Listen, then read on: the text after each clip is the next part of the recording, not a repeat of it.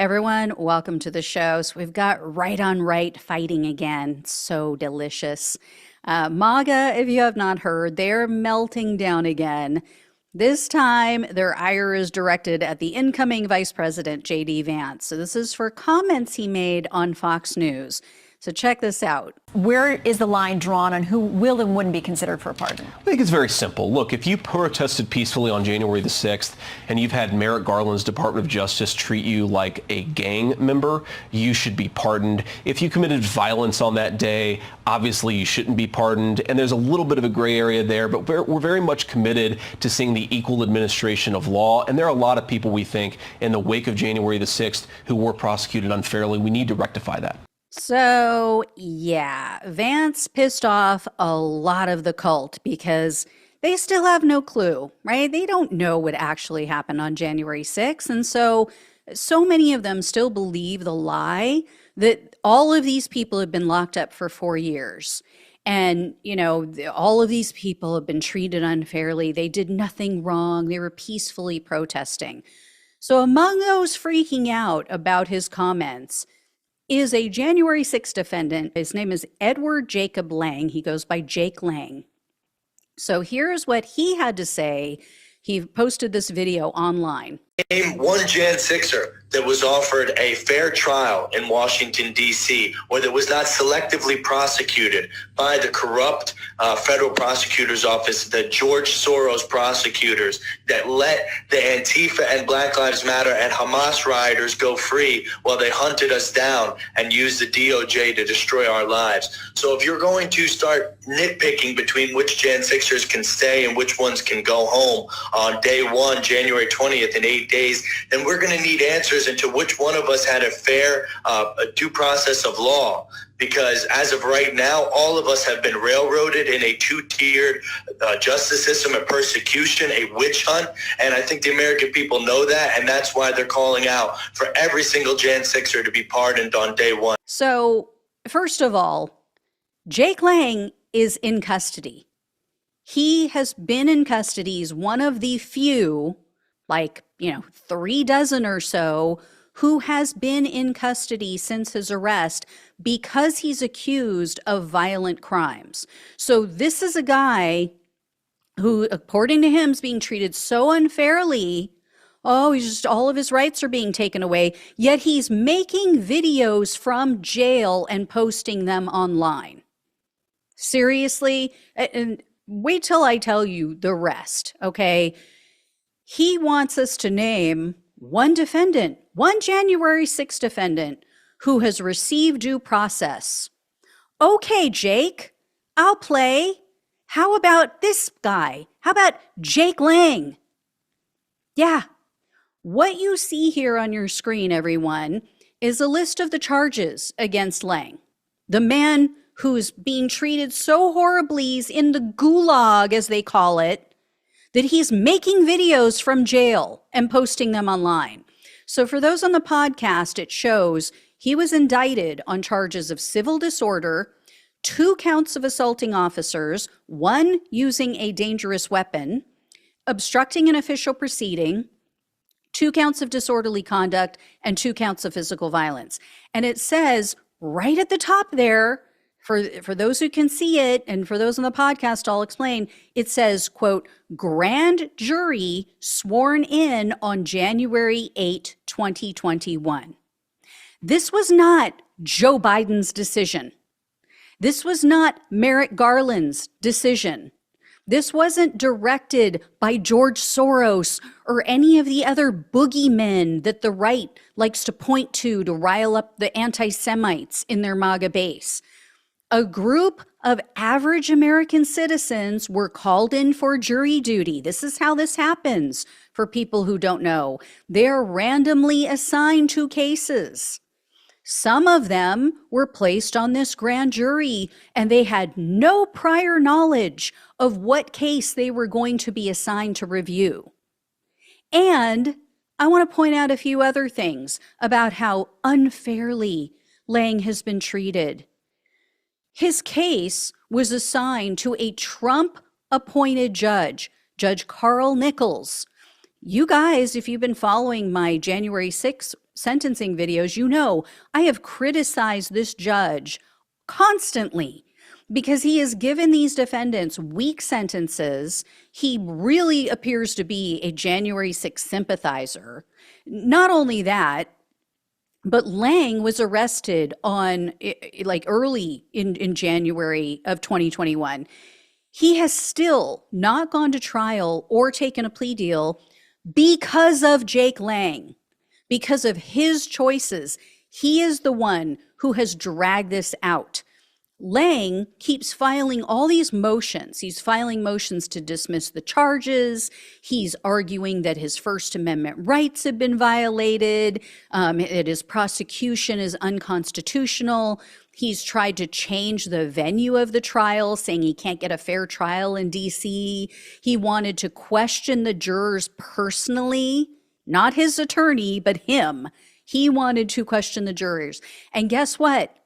This Trump-appointed January 6th sympathizing judge has disagreed with Lang every single time. And then making it even worse, dragging things out even more, Lang keeps firing his attorneys, or he keeps running them off, probably because they're giving him legitimate legal advice. They're probably looking at the evidence and going, you know, you really got to like take a plea here, or, you know, or let's just go to trial, but, you know, it's not looking good. That is my guess. Okay, without seeing, I mean, I've seen what evidence the DOJ is offering up. I don't know what Lang has offered to possibly get out of this. But anyway, so here's what happened. Lang started off with attorneys from a firm called Metcalf and Metcalf, specifically Stephen Metcalf and Martin Tankleff. Then, April of 2022, Lang hires this uber MAGA attorney. I mean, this guy is so MAGA, right? I don't know why you would ever have an issue with him. His name is James Pierce. I didn't see a withdrawal from the other attorneys, but on October 3rd of 2022, another attorney appears in court on his behalf. So Robert Jenkins then appears on behalf of Lang. So I don't know, I guess those other attorneys are out of the picture at this point, or he added someone to the team.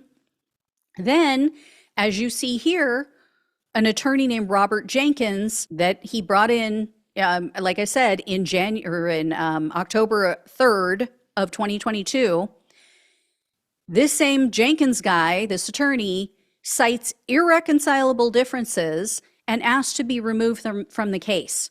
That was only like 2 weeks later, on October 21st of 2022. So he goes another whole year. He has new attorneys representing him, one of which was Norman Pattis, okay?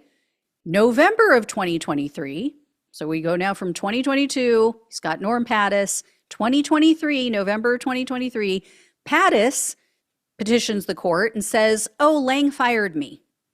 So I'm asking to be removed as counsel because Lang now fired me. Okay, so that's the end of 2023. Now we fast forward to March of 2024. Lang gets yet another new attorney, Anthony Sabatini. Okay, keep in mind, every time he gets new counsel, the judge has to reschedule everything.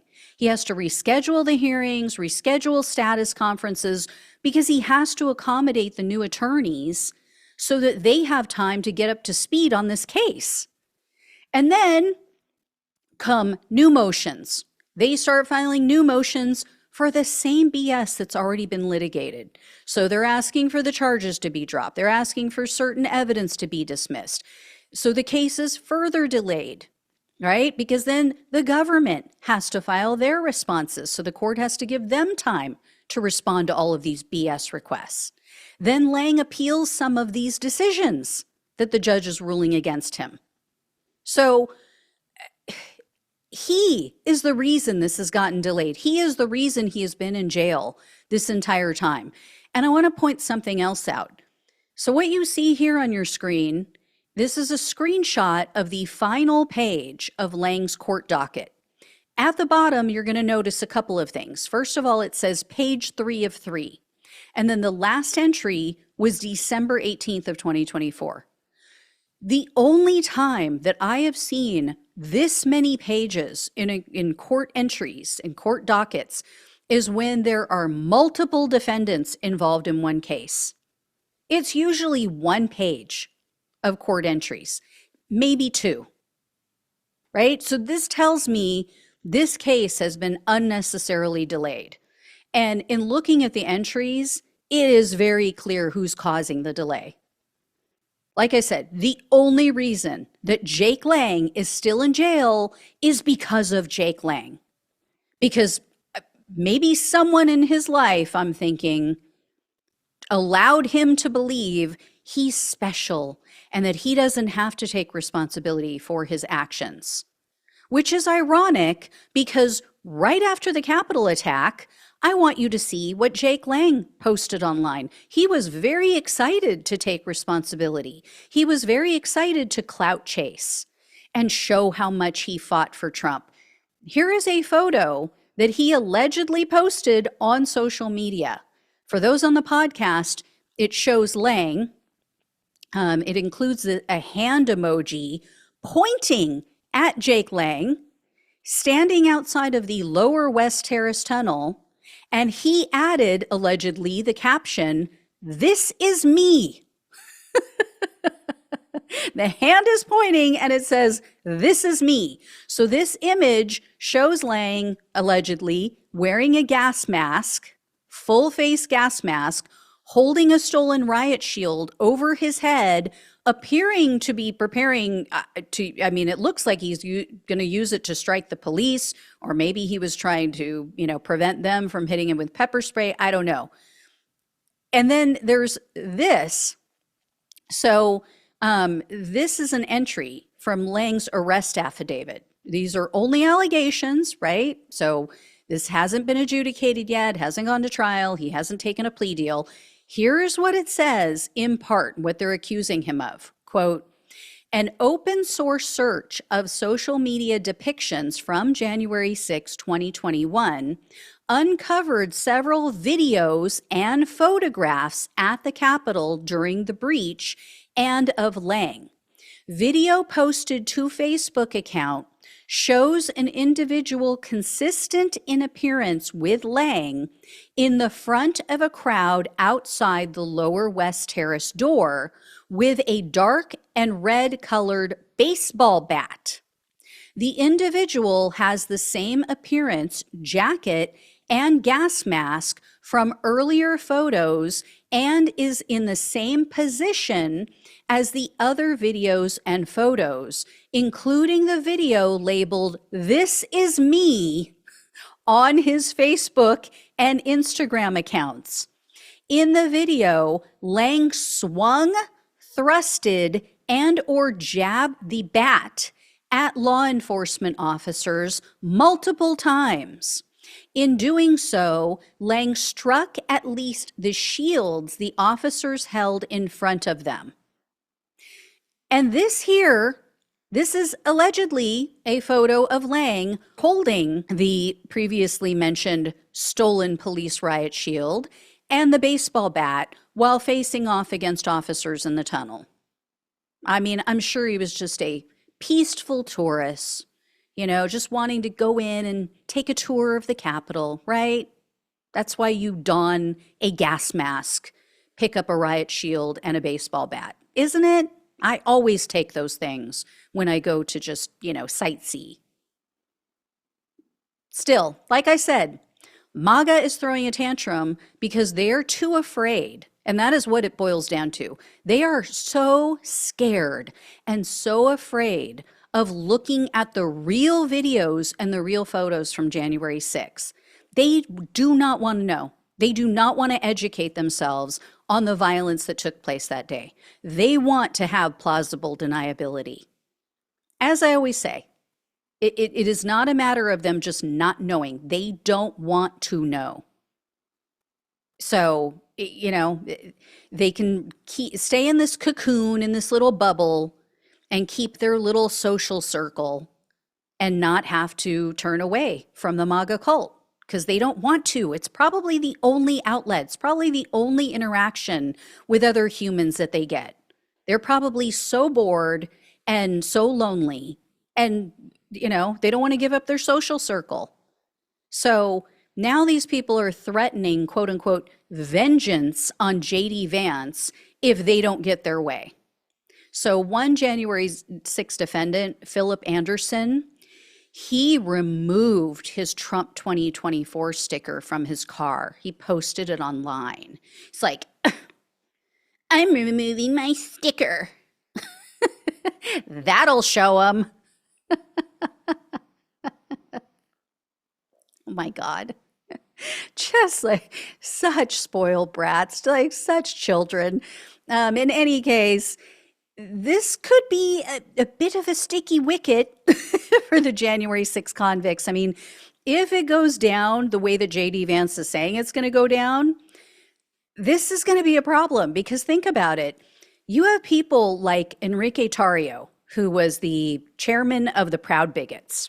Okay, Proud Boys. I call them the Proud Bigots. Anyway, he didn't commit any acts of violence on January 6th. He wasn't even there, if you remember, because he got arrested 2 days prior for stealing and burning a BLM flag. So he could end up getting a pardon, but yet his foot soldiers, many of whom were violent, they could remain in prison, right? Even though he planned the attack from what we heard in the trial and what he was found guilty of, he gave some of the marching orders. I mean, he was convicted of seditious conspiracy. So that's going to be a problem because, how pissed off do you think his underlings, his foot soldiers are going to be if they end up staying in prison because they did what he told them to, and yet he gets to walk. And he's a repeat offender, by the way.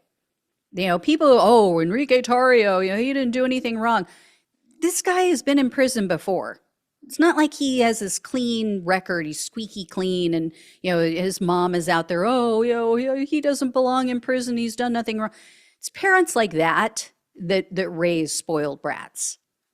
So anyway, there you go. That's where things stand. We will see what Donald Trump does. But yeah, JD Vance now is, terrified out there that he's going to end up on the wrong end of, Trump's terrorists. And so now he's kind of moonwalking away from it. He's like, beep, beep, beep. Let me back it up.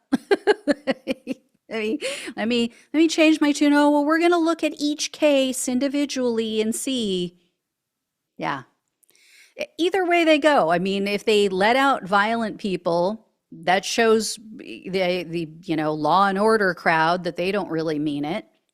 It shows all the police officers that they don't mean it when they say, that they care about officers and the blue, backing the blue and all that BS that they try to sell. And if they don't let him out, then they piss off MAGA, who, again, doesn't really know what happened that day because they were too afraid to watch the January 6th select committee hearings and look at actual evidence and know that, yeah, there was an entire crowd filled with violent people, filled with all kinds of weapons. And I'm not saying everyone who was there that day had had a weapon or was violent, but there were a lot of people there with weapons, and there were a lot of people there who were violent. And a lot of them have a violent criminal history, which I'm sure they also don't know. There were pedophiles who have been arrested. There are child abusers who have been arrested. There are people who have literally killed people since January 6th.